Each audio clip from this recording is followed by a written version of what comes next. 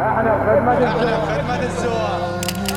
راحت الدارين للخدمة الحسينية.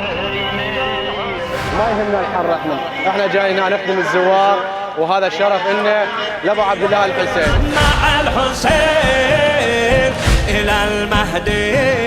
من محافظة البصرة القادمين إلى محافظة النجف الأشرف خدمة لزوار الإمام الحسين أفضل الصلاة والسلام عليه. شرف إن هاي ولا تمن المسافات اللي بعيدة ولا تعطلنا. ضيع بعالمي الخدمة واربط اسمك باسمه. كان 7 أيام عادين أهلنا وناسنا في خدمة زوار الإمام الحسين عليه السلام.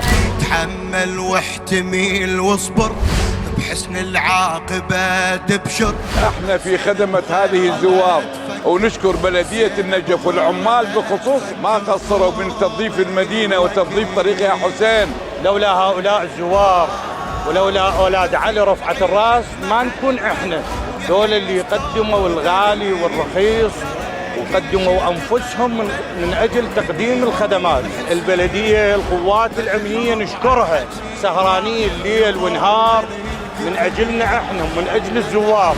هل يرضى الحسين ايش يفيد المدح والخدمة يعرف بها راعي الجرح. كل الشكر والتقدير لكل المفارز العاملة من الجهد البلدي وبقية الجهات الخدمية المعنية بخدمة الزائرين الكرام على هذه الجهود التي تبذل في خدمة أبا عبد الله الحسين.